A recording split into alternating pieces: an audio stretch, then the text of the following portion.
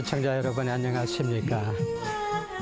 지금 인순이가 부르는 그 서산의 노을이 고우나라는 노래로 그 얘기를 시작하겠습니다. 벌써 한 45년 됐네요.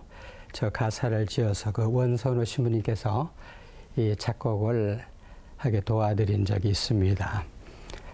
저 이 성가를 들을 때마다 제가 그 박목월 씨의 시가 생각납니다. 강나루 건너서 밀밭길을 구름에 달가듯이 가는 나그네 길은 외줄기 남도 300리 소릭는 마을마다 타는 저녁놀. 네, 그 예수님께서도 길을 계속 가고 싶어 하시는 표정이었죠. 그래서 사람들이 붙들었습니다. 그 시인의 그 장면에서도 같은 얘기가 나오는 것 같아요. 그 마을에 소리 있기 때문에 그곳에 주저앉고 싶지만은 타는 저녁놀 때문에 길을 계속 가고 싶은 그 갈등이 거기에 나타나는 것 같습니다. 금년 들어서 이상하게 우리는 그 여러 번 큰 그 이 상례를 치렀습니다. 우리 김수환 주기원께서 돌아가셨고, 그리고 노무현 전 대통령께서 돌아가셨고, 또 아마 지금 김대중 대통령께서도 상당히 그 유중하신 것 같습니다만은 한 분의 성직자가 돌아가시는데 42여만 명의 문상객이 명동에 몰렸고, 따라서 이 전국의 각 성당을 찾아오신 분들의 숫자는 우리 헤아릴 수가 없이 많았습니다. 그것을 비슷한 이 경험을 제가 로마에서 했는데요. 2005년에 그 요한 바오로 2세 교황께서 돌아가실 때였습니다. 그때 400만의 젊은이가 전 유럽에서 로마로 모여들었어요. 로마 시민이 평소에 400만입니다. 그런데 400만의 젊은이가 들이닥치니까 800만이 됐어요. 그런데 전 세계 언론이 깜짝 놀란 것은 85세 한 노인이 돌아가셨는데 왜 전 세계에서 젊은이들이 모였느냐는 겁니다. 무엇을 보러 젊은이들이 그 자리로 그렇게 모여들었나. 그래서 많은 그 취재가 있었고 분석도 있었고 또 연구 발표까지도 있었습니다. 저는 그 2005년 3월 27일 부활절 정오입니다. 그 바티칸 이 광장의 오른쪽 교황궁에 있는 바로 이게 로지아라고 부릅니다. 회랑 꼭대기에 올라가 있었습니다. 왜냐하면 아마도 교황님의 목소리를 들으면 그분의 생전의 마지막 목소리라고 생각하고서 갔죠. 또 많은 외교관들이 그 자리에 이렇게 모여왔었어요. 광장에는 미사가 이제 끝나가고 있었고, 교황님이 못 들으시니까 그 소단호 국무원장 추기경께서 그 미사를 집전하고 계셨어요. 미사가 끝나고 평소에 이제 교황님께서 부활 메시지를 발표하십니다. 근데 이때는 교황님께서 목소리를 못 냈기 때문에 소단호 추기경이 대독했어요. 아주 그 4소절밖에 안 되는 아주 짧은 그 부활절 메시지입니다. 그분이 25년 동안 교황으로 계시면서 발표한 어느 강론이나 어느 훈시나 또 어떤 그 회칙보다도 아주 짧았는데, 그렇지만 짧으면서도 굉장히 웅변적이고 또 내용이 비장했어요. 그리고 그 주제가 바로 그거였습니다. 엠마오 제자들이 주님 가지 마시고 우리와 함께 계셔 주십시오라는 얘기로 엮어져 있었습니다. 그러니까 우리와 함께 묵으시지요 하고 그분을 사람들이 붙들었고, 저녁상에 둘러앉아서 그분이 빵을 쪼개시는 순간 알아봤죠. 아, 이분이 주님이시구나 하고 이 놀라움을. 그런데 그 메시지를 발표하실 때 교황님은 젊은 시절에 시인으로 돌아가 계셨어요. 이분이 원래 시인입니다.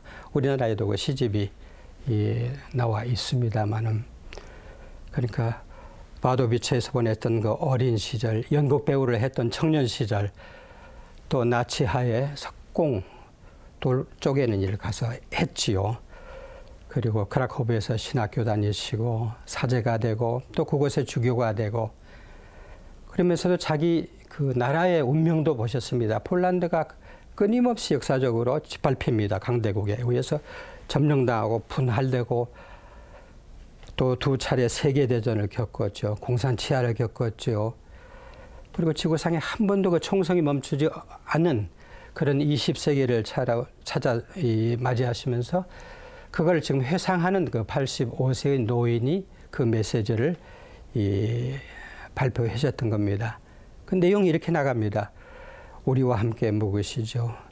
시간의 여로를 걷는 인류의 벗이시여. 우리의 의지여. 우리와 함께 머무시죠. 진리, 자유, 정의, 평화 이런 사람들에게 이것에 줄인 사람들한테 그 허기를 좀 면해 주십시오. 이런 간곡한 그 메시지가 담겨 있었어요. 왜냐하면 이분은 지금 당신이 병이 중하니까 이제 세상을 떠나야죠. 그러니까 25년 동안 인류의 정신적인 스승으로서 살아오신 분이 이제 이 인류를 누구에게 맡기고 떠나가시는가. 이것이 그분의 이 고민이었던 것 같습니다. 그래서 그 짧은 그 부활 메시지에서 우리와 함께 계셔 주십시오라는 말을 8번이나 하십니다, 이분이. 즉, 주님의 손에 그 인류를 맡기시는 그 말씀이 거기에 깃들어 있었죠. 우리한테 평화의 은행 좀 가르쳐 주십시오. 여전히 많고 많은 피가 흐르고 있고, 저 아프리카, 저 중동을 보십시오. 또 권력 상장 끊임없이 계속되고 있는 인류에게 제발 평화 주십시오. 비참과 굶주림으로 시달리다가 죽어가는 저 사람들도 치명적인 그 전염병에 몰두한 죽어가는 사람들에게 주님 좀 살펴주십시오. 이런 그 간절한 애소가 그 말씀 속에 들어 있었습니다. 아마 많은 그 사람들이 걱정하던 바티마의 제3비밀이라고 하는 것도 그분을 아마 염두에 두고 계셨으리라고 봅니다. 따라서 85세의 노교황이 인류를 주님의 손에 맡기고 떠나가시면서 우리와 함께 계셔 주십시오라는 말을 8번이나 반복하시던 그게 지금까지도 제 뇌리에 생생합니다. 사람들이 물었지요. 왜 젊은이들이, 가톨릭 교도들이 그냥 로마로 몰리는 게 아니라 유럽의 젊은 청년들이 400만 명이나 로마로 몰렸을까? 되게 많은 사회학자들이 그 두 가지 답을 얻었어요. 김수환 추기경님께서 돌아가셨을 때도 많은 신문에 보도됐죠. 왜 그분이 그렇게 사람들에게 존경과 사랑을 받았나? 첫째는 우리나라 군사 독재 하에서 민주화를 위해서 큰 견인차 노릇을 하셨다. 그걸 다 인정했지 않습니까? 그리고 두 번째, 그분이 이 땅에 가난한 사람들과 함께 하셨다고요. 많은 그 기록도 그때 나왔지만은 어디 철거민들이 있을 때, 빈민촌이 있을 때 언제나 성탄 자정미사는 명동에 사시지만 미리 가서 그분들하고 미사하고 그분들과 함께 시간을 가지시는 그분이 우리 김수환 추기경님이셨습니다. 그러니까 전 세계 젊은이들이 로마로 그 노인의 이 상을 당해서 모였을 때도 같은 대답을 되게 얻어냈어요. 언론들이. 하나는 그분이 가톨릭 교회의 과거사를 정리했다는 겁니다. 뭐 조금 이따 자세히 말씀드릴 수가 있겠죠. 그리고 두 번째는 그분에게 가르침을 받았어요. 즉, 그 가르침을 지금은 우리가 이 사회교리라고 말하는 이 가르침을 정식으로 완성시켜서 가톨릭 교회에 남기신 분이 바로 이 요한 바오로 2세십니다. 그런데 그분이 지금 그 애절한 목소리로서 우리와 함께 계셔달라고 주님께 애소하면서 돌아가실 때 그분의 가슴에는 아주 깊은 상처가 하나 있었습니다. 어떤 상처냐면은 바로 그 전해의 일이었어요. 2004년 그 11월 4일에 유럽연합이 정식으로 탄생합니다. 그래서 그 28개국 그 국가 원수들이 로마에 모였어요. 그리고 퀴리날 내공에서 유럽연합의 헌법 초안에 서명을 합니다. 유럽 역사에서 아주 정말로 중대한 사건이고 큰 경사입니다. 그런데 그때 가톨릭 교회는 큰 이 상처와 아픔을 느꼈어요. 왜냐하면 그 20, 30년 전부터 교황께서 혹은 바티칸의 모든 인사들이 그 유럽 각국 지도자들과 접촉하면서 유럽 헌법 서문에 유럽은 그리스도교를 뿌리로 한다라는 한 구절이 들어가야 한다. 이것을 적극 주장해 왔습니다. 그런데 그 서문에 들어가지 않았어요. 그 구절이. 왜냐하면 그 국가 지도자들이 대답이 그겁니다. 자유, 박애, 평등, 프랑스 혁명의 그 기치죠. 인권, 민주주의. 그런 것이 어떻게 보면 깊은 이념은 그리스도교에서 왔습니다. 틀림없이. 그러나 제도로서의 교회는 현대, 근대 유럽의 탄생에 보탬이 되지 않았다는 대답이었습니다. 그 사람들이 다 크리스찬들입니다. 그 대통령들이. 대부분 가톨릭 신자들이에요. 그분들이 유럽 헌법 서문에다가 그리스도교가 유럽 문화의 뿌리라는 그 구절을 거절한 이유는 우리 가톨릭에 큰 충격을 주었죠. 어떻게 하다 역사적으로 이런 평가를 받게 되었나. 그게 이제 제가 오늘 시청자 여러분과 함께 나누고 싶은 얘기입니다. 제가 2003년 6월에 대사로 가서 2007년 9월에 돌아왔습니다.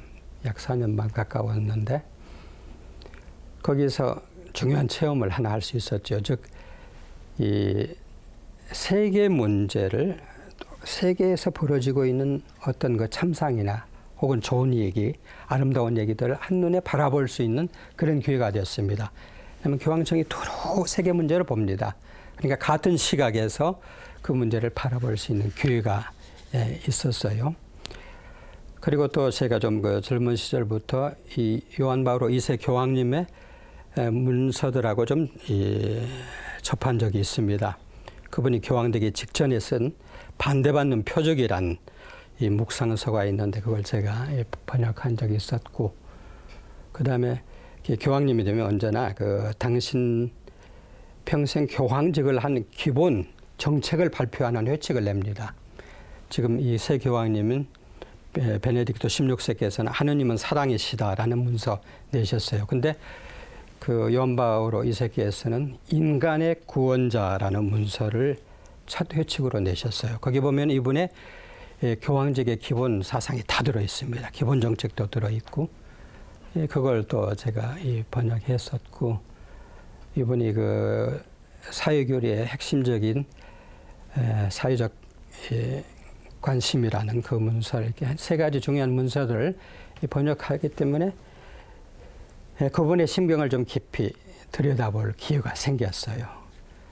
따라서 이 대사로서 그분 가까이 있으면서 그분의 생각이라든가 그 염원이라든가 희망, 꿈 이런 것을 좀 가급적이면 곁에서 지켜볼 수 있는 참 행운이었습니다. 그 좋은 기회가 되었죠.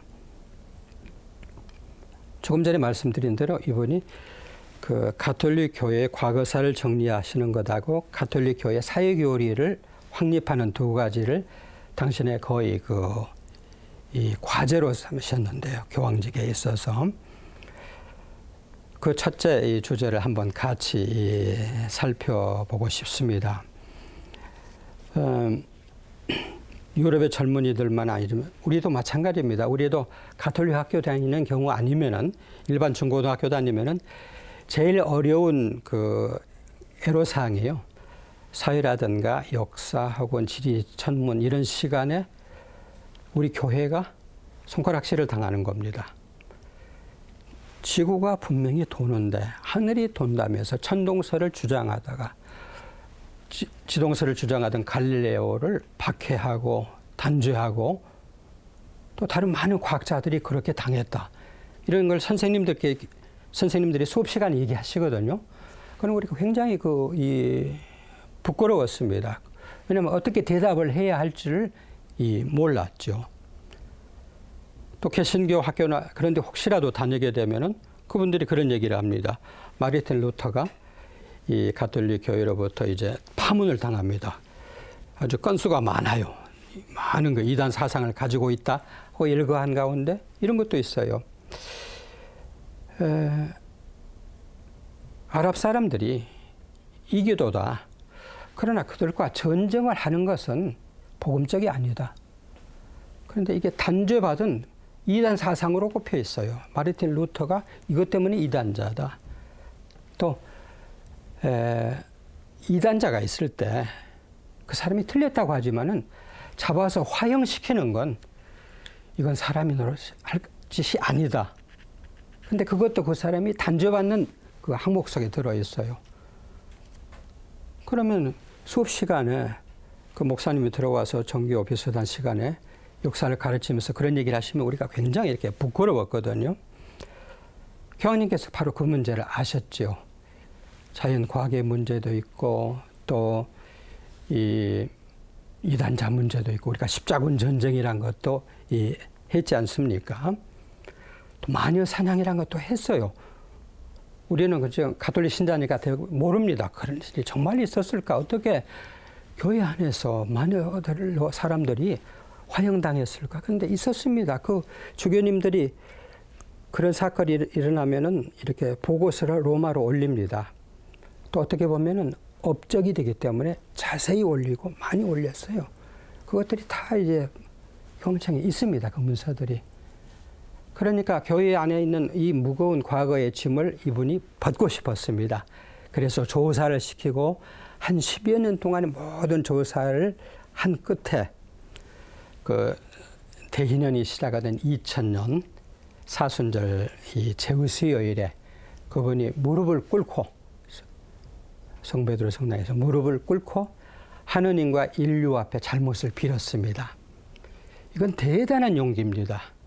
왜냐하면 함께 일하시는 주교님들이 거의 다 반대했어요. 과거는 묻어두십시다. 그러나 교황님께서 아니다고요. 이 짐을 우리가 벗어야 우리 가톨릭 교회는 앞으로 가벼운 차림으로 3000년대를 맞는 겁니다. 라고 주장하셨거든요. 아프리카에 가서 그 많은 흑인들을 학살하고 그 많은 흑인들을 노예로 잡아서 남미나 북미에 팔아먹은 게 포르투갈과 스페인입니다. 가톨릭 국가죠. 라틴 아메리카 인디오스들을 학살한 것도 스페인군입니다. 미국의 인디안들을 거의 전멸시킨 것도 청교도들인 크리스찬들이죠. 그러니까 이 모든 것을 두고 교황님이 나서서 그리스도교의 책임자로서 하나님 앞에 용서를 빌고 그리고 나서 또 이 인류 앞에 용서를 빌었어요. 그 예식이 그때 참 화려했고 전 세계에서 모든 그 텔레비라든가 신문 라디오에 다 보도되었습니다. 아마 기억들 하실 겁니다. 우리 이 시청자들께서도. 우리나라 주교님들도 그 가르침에 공감하셨어요. 그래서 그 일본 식민지 하에서 그 다음에 6.25 전후에 또 해방 전후 우리 가톨릭 교회가 못한 짓을 했어야 하는데 안 했던 것이라든가 잘못한 것을 솔직히 국민에게 털어놓고 잘못을 빌었습니다.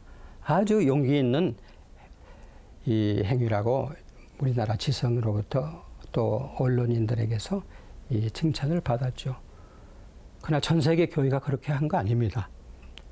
스페인 같으면은 마녀 사냥이라든가 이단자 화형, 유대인 학살을 제일 많이 한 곳입니다. 그러나 그것 주교단은 완강하게 거절했어요. 우리는 안 한다. 과거의 잘못을 왜 우리가 빌어야 하느냐. 우리 요한 바오로 2세 교황님께서 그같이 용감하게 행동하신 그것이 전 세계 인류의 지성인들에게 공감을 샀고 특히 젊은이들에게 사랑을 받아서 우리 교황님이 저 정도 용기 있다면 가톨릭 교회는 그만큼 용기 있고 따라서 우리가 신앙을 갖고 그 교회 안에 몸담을 수 있겠다. 이런 자긍심을 그 젊은이들에게 주었던 것이죠. 그렇게 해서 과거사가 일단 적어도 총책임자인 가톨릭 교회의 최고 장상께서 전 인류와 지성인들 앞에서 또 그 피해자들과 후손들 앞에 잘못을 빌었기 때문에 일단 정리가 됐습니다. 그리고 또 하나의 그 주제는 아까 말씀드린 대로 가톨릭 교회 사회교리라는 것을 이분이 확립하셨어요. 책자가 있습니다. 지금 이건 간추린 사회교리라는 이런 책자가 나와 있어요. 583조입니다. 저희가 어렸을 때는 이 천주교 요리문답이라는 그런 조그만 교리 책을 다 달달달 외워야 세리를 받을 수 있었습니다. 300몇 조였는데요. 지금 가톨릭 교회의 교리서는 2865조입니다. 큰 책입니다. 우리말로 번역됐는데도 막 그걸 다 외워야 신자 영세 준다면 아무도 못 들어올 겁니다. 그 책의 약 그 5분의 1에 해당되는 가톨릭 사회 교리라는 것은 지난 100년 동안 교황님들께서 사회 문제를 끊임없이 다루신 많은 문서가 있는데요. 그 내용을 간추린 겁니다. 항목별로 또 이 주제별로 해서 우리가 읽고 배우기 쉽게 이렇게 다듬어 놓으신 거죠. 이 문서를 이제 교회가 우리에게 냈지요. 그 문서가 나오는 그 경위는 간단합니다. 우리가 이제 신앙인이지 않습니까? 신앙인으로 지금까지 살아오셨고 또 지금도 살고 있고 앞으로도 가톨릭 교회 안에서 죽길 바라시죠. 왜냐하면 우리가 선택을 잘 내렸으니까요. 근데 교회가 이제 우리한테 이렇게 말합니다. 자기 삶을 복음화하는 거 참 아름답고 좋습니다. 우리가 반드시 해야죠. 이제 한 걸음 나아가서 우리가 사는 사회를 복음합시다. 이게 이제 사회교리의 핵심입니다. 사회를 복음화하자고요. 그리고 그 안에 들어있는 것은 정의가 구현되어야 한다는 이런 말씀이죠. 세교황님도 자주 아우구스티누스 성인을 인용하시지만은 유명한 아우구스티누스 성인이 신국론 책을 쓰면서 그랬어요. 정의가 없는 국가는 강도떼다. 강도들 다 자기들끼리 의리 있고 규칙이 있고 도둑질하면 공평하게 나누고 자기들끼리 차서가 있고 그쪽에서 배반자는 죽이고 이런 규칙이 있다. 강도들도 그건 한다.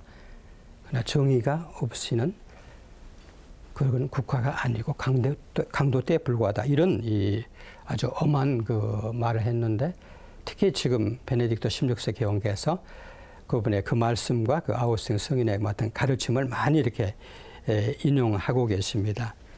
그리고 또 이런 가르침을 내리신 이유는요, 우리를 어른 취급하기 때문입니다. 우리가 어린이면 그냥 우리 항상 집안에 있죠. 가끔 주변에서 무슨 상을 당하면은 집안에서 어른들이 돌아가셔도 애들은 그 시신을 못 보게 합니다. 또 입관식도 못 들어오게 해요. 애들은 어린애니까. 그렇게 보면은 뭐 꿈자리가 사납고 뭐 어떻게 이 기억이 나쁘고 한다면서. 그러나 이제 어른 되면은 그 입관식 때, 염할 때 다 같이 보고 입관을 시키고 그 다음에 또 하관 예절 다 같이 하지 않습니까? 신앙생활에서도 교회가 우리를 일단 어른으로 취급하면은 좋아요. 자기 자신이 성스럽고 깨끗하고 열심히 사는 건 참으로 보람이 있는데 거기서 한 걸음 더 나아가서 우리가 사는 사회를, 가정을, 우리 직장을 복음 한번 해봅시다. 이게 이제 교회의 초대죠. 그게 지난 100년 동안 쭉 이루어진 또 축적된 교회 가르침입니다. 그걸 간추려서 이 사회 교리로 펴놓고 있죠. 그런 얘기가 나오는 것은 까닭이 있습니다. 그 전에 저희들이 어렸을 때는 교회가 뭔가 하면은 구원의 방주라고 그랬어요. 아시죠? 노아의 방주. 그러니까 이 세상은 악의 폭풍이 날뛰는 바다입니다. 그러니까 방주 속에 딱 숨어서 얌전히 있어야 합니다. 그래야 우리를 싣고 그대로 천국의 포구까지 끌고 데려가죠. 그 배를. 교황님이 선장이시고 주교님이 뭐 갑판장이고 그다음에 우리 신부님들은 선원들이고 이런 얘기도 수녀님들께서 그 비유를 들어주셨어요. 그런데 지금 그런 얘기를 하지 않습니다. 또 옛날에 양우리라고 그랬어요. 그럼 우리 신부님께서 큰 몽둥이를 가지고 문 밖에서 딱 지켜주시면 뭐 늑대 1위는 얼씬도 못합니다. 우리는 그 안에서 가만히 얌전히 있으면 되죠. 벗어나지 않으면 됩니다. 나갔다가는 죽으니까요. 근데 지금은 교회를 그렇게 얘기하지 않습니다. 세상의 소금, 세상의 누룩, 세상의 빛. 이렇게 되면 얘기가 전혀 다릅니다. 죄악의 세계면은 소금이 그 속에 들어가면 안 되죠. 누룩이 그 속에 들어가면 안 됩니다. 근데 아니죠. 그게 들어가서 누룩이 반죽을 일구고 소금이 그 음식을 썩지 않게 이렇게 이제 교회관이 달리 우리한테 설명해 주면서 따라서 특히 우리 평신도들이 이제 그 몫을 차지하게 되죠. 신부님들은 그런 가르침을 우리한테 내리시고 평신도들이 가서 이제 그 가르침을 실제로 가정에서, 직장에서, 사회에서, 국가에서 그걸 이제 펼쳐야 하는 의무가 생기는 겁니다. 그럼 우리가 교회 성당에 사는 건 뭐냐 이런 얘기가 보통 나옵니다. 우리 프레스팀도 하고 에미도 다녀왔고 구르실려도 하고 요즘 네오카테쿠메나토도 있고 향심 기도도 하시고 얼마나 우리가 하는 성령 운동까지 철야 기도까지 포함해서 많은 신심 활동이 있습니까? 근데 그 요한 23세 그전 그 할아버지 교황님이 그걸 이렇게 말씀하셨어요. 본당은 교회는 동네 우물이다. 지금이야 우리가 집에서 수도꼭지 샥 틀면 물이 확 나오니까 그 비유가 잘 안 맞습니다만 그 교황님 계실 때는 우리 어머니들 전부 우물에 가서 물을 길러서 집에 가져오셔야 우리가 그걸 먹고 세수하고 다른 데 썼습니다. 그건 사실이죠. 그러니까 본당은 우리가 가서 우물을 길러 오는 것이죠. 그리고 집에서 그 물을 쓰는 겁니다. 심지어는 본당이나 교구나 이 교회 공동체는 우리의 채마밭이다. 거기 간단히 먹을 것을 우리가 채소를 심습니다. 그러나 논에 가서 일하고 밭에 가서 심고 하는 것은요, 떠나서 하는 것이죠. 멀리 떠나서. 이런 가르침을 그 요한 23세께서 우리에게 주셨어요. 이게 이제 우리가 사회가 우리에 의해서 복음화되어야 한다는 가르침을 펴셨는데 평생 동안 14편의 이분의 사회 회칙이라고 불러요. 전 세계 교회에 이렇게 돌리면서 반드시 읽히는 책, 이 문서가 있습니다. 회칙이라고 하는데 14편을 내셨어요. 요한 바오로 2세께서. 그러니까 사람들이 가톨릭 교회에 가면은 적어도 가톨릭 교회에 가면은 우리가 정치 사회를 지금 우리가 겪고 있는 그 어려운 경제 사회를 이 남북 문제라는 아주 미묘한 국제 정치 문제를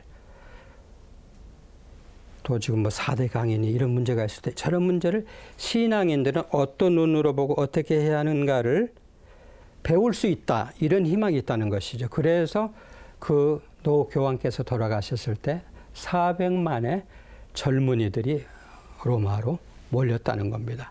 저희들은 대사니까 아무 때라도 그 성베드로 성당 뒷문으로 해서 가서 시신을 참배할 수 있었습니다만 그 젊은이들은 13시간을 줄 서서 기다린 끝에 10초씩 그 앞을 지나갔습니다. 그러니까 사람들이 이게서 놀란 거예요. 젊은이들이 안 갑니다.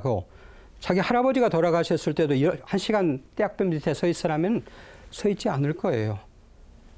그런데 바티칸 그 뜨거운 광장에 13시간 줄 서 있다가 10초 교황님 시신 한번 보고 그 앞에 절하고 지나가는 그 예식을 왜 하는가?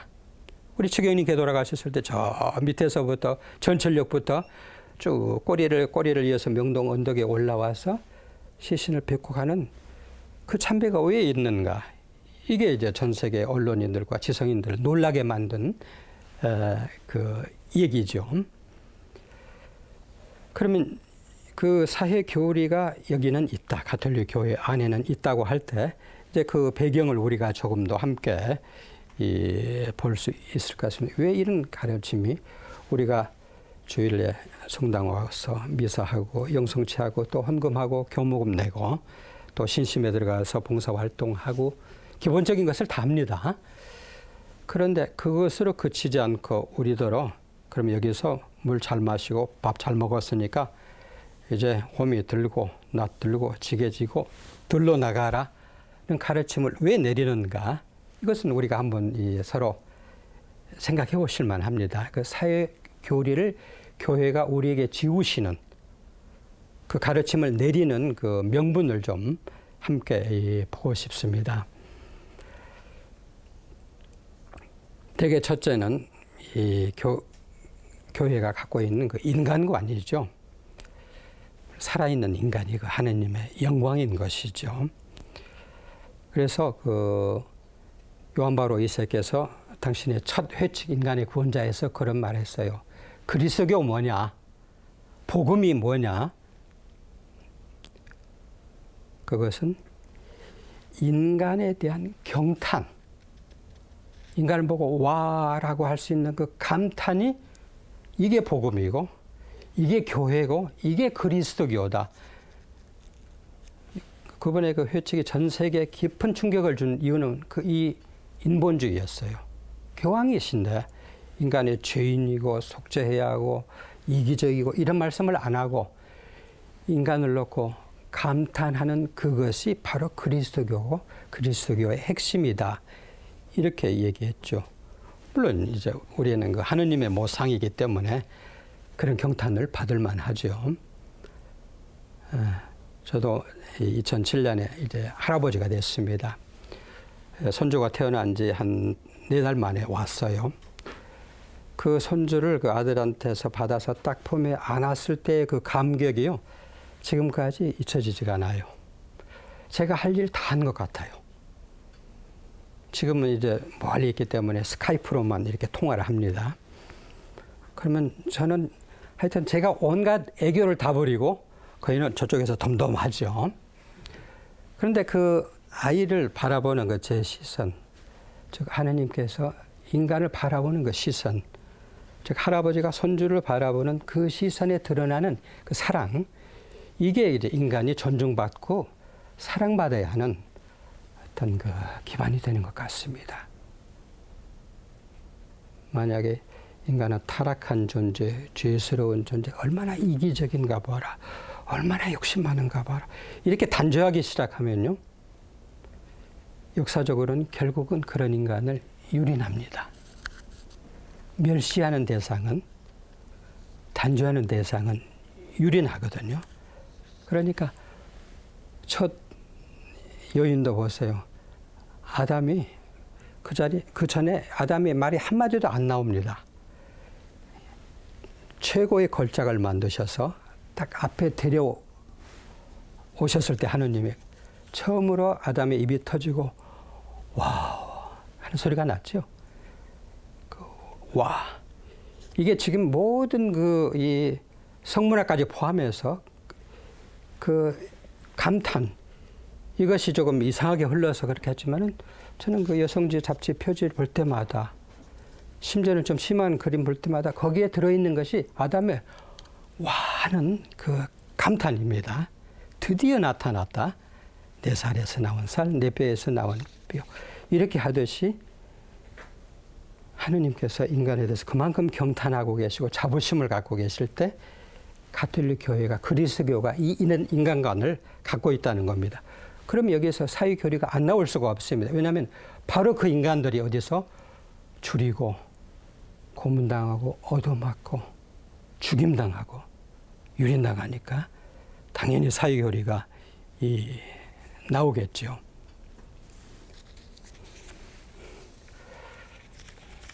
두 번째는 우리에게 이제 인간관 여기다 쓸 수도 있겠습니다만은, 두 번째는 저는 제 자신이 이제 신앙인으로서 어렸을 때 커오면서 깜짝깜짝 놀랄 때가 있습니다. 즉, 제 자신의 안경 둘에다가, 눈 둘에다 안경 썼으니까 넷인데, 그 두 눈에 하나의 세 번째 눈이 달려있는 게 우리 신앙인이 아닌가, 이런 생각이 들어요. 얼마 전에 그 인터넷 뉴스에 이런 게 나왔어요. 종교를 가진 사람들이 안 가진 사람보다 눈이, 그냥 육안입니다. 눈이 더 밝답니다. 그 대학생들을 쭉 조사해서 그게 나왔어요. 통계적으로. 저도 깜짝 놀랐어요. 왜 그런가? 그 설명이 그래요. 신앙을 가진 사람은, 종교가 있는 사람은 사물을 유심히 본대요. 유심히 본답니다. 그게 몸에 배어 있대요. 그러다 보니까 아마 눈이 좋다는 이 말을 듣죠. 그러니까 유심히 봅니다. 누가 절뚝거리고 걸어가면은 유심히 보죠. 또 누가 아주 피치피치하고 걸어가면은 유심히 봅니다. 왜 저 사람이 아파서 그럴까? 배가 고파서 그럴까? 뭐 때문에 그럴까 하고 보죠. 눈을 돌려버리는 게 아니라. 근심하는 사람도 왜 저분이 같이 나 옆에 앉아서 미사를 하신 분이 왜 아까부터 한숨을 계속 쉬실까? 왜 그렇게 그냥 손에다 두 손에 그 얼굴을 묻고 거의 흐느끼실까? 이게 유심히 보게 되죠. 그렇지 않으면 우리는 저 재단만 쳐다보게 됩니다. 거기 황금 잔 속에 귀한 성혈이 들어있죠. 하얀 빵이 들어있죠. 거기만 쳐다보게 되는데 신앙 가진 사람이 옆 사람을 유심히 볼 수 있다는 것을 그 종교학자들이 이렇게 지적했더라고요. 그것만이 아니죠. 또 우리가 이 달리 봅니다. 달리 봐요. 무슨 말씀인지 아실 겁니다. 한 사람의 사형수가 체포돼서 처형당했어요. 그것도 십자가라는 아주 그 극도로 수치스러운 형틀에 매달려서. 근데 사형수라고 안 하고 구세주라고 그래요. 십자가 치욕의 형틀이라고 안 하고 구원의 나무라고 합니다. 그렇죠? 그분이 죽었어요. 죽으면 끝장입니다. 근데 부활하셨다고 그래요. 이건 저도 놀랍니다. 어떻게 우리가 이렇게 달리 보는 눈이 생겼나? 아마 신앙생활 덕분이겠죠. 그죠? 어렸을 때부터 주변에서 또 주일미사하고 신부님 강론 듣고 성경 읽고 묵상하면서 우리 눈이 이 제3의 눈이 여기서 갈수록 반짝이죠. 그가 죄가 많아서 죽은 게 아니라 우리 죄 때문에 돌아가셨다 하거든요. 그러니까 얘기가 완전히 달라져 버립니다. 이게 우리에게 큰 그 은혜고 제 자신도 그렇게 느낍니다. 은혜이자 동시에 우리가 사회교리라는 책임을 지지 않을 수 없는 그런 이유 같습니다. 그리고 또 하나 세 번째 얘기를 들을 수 있어요. 이제 아우구스티누스 성인은 그리스도교에서 가장 큰 학자입니다. 책도 엄청나게 많이 지었어요. 저도 지금 나머지 여생 동안 그분의 책을 한 10분의 1이라도, 왜냐하면 다 라틴어로 쓰셨기 때문에 그 번역하는데 제 과제로 삼고 저 시골에 가서 일하고 있습니다. 근데 그분의 대표작이 신공론이란 책입니다. 하느님의 도성.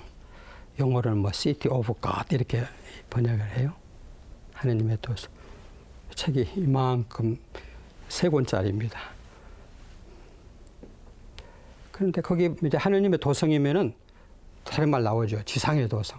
하고 인류 역사를 온 인류를 두 쪽으로 쫙 나눕니다. 하느님의 도성과 지상의 도성, 하느님의 도성에 속한 사람들과 지상의 도성에 속한 사람들 이렇게 나눠 놓습니다. 그러면 이제 뭘 기준으로 해서 그 도성에 들어가느냐 이거죠. 당연히 우리는 신앙 생각하죠. 그죠? 그리스도를 믿고 하나님을 믿고 그 신앙 가지고 하나님의 도성 들어가고 그 신앙을 거부할 때 지상의 도성에 속한다 이런 생각을 하게 마련입니다. 그분도 아닌 게 아니라 그 책에서 두 가지 사랑이 두 도성을 건설했다. 하느님을 멸시하기까지 이르는 자기 사랑. 그게 지상도성이고 자기를 멸시하면서까지 하느님을 사랑하는 사랑, 천상도성이다. 이렇게 기준합니다. 이 아우구스티누스 성인의 얘기는 그러면 사랑은 사랑 안 할 수가 없습니다. 사랑은 본질입니다.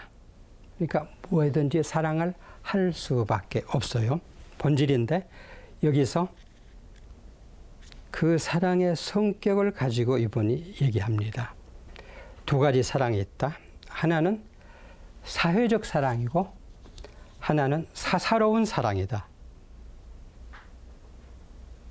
그래서 천사들로 시작해서 인류 전 역사가 이 사랑에 의해서, 사사로운 사랑에 의해서 한 도성에 속하고 사회적인 사랑에 의해서 다른 도성에 속한다.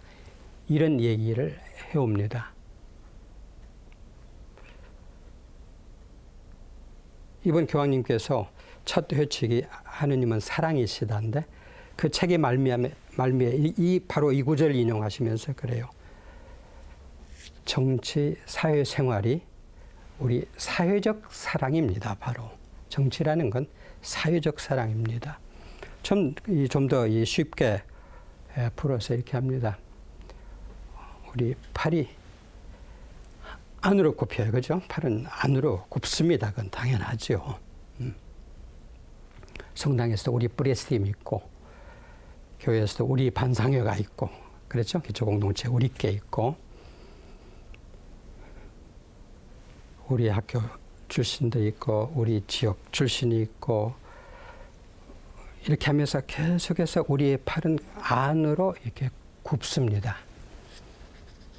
근데 아우구스티누 성인이 얘기한 사회적 사랑은 읽어보니까 바로 그거더라고요.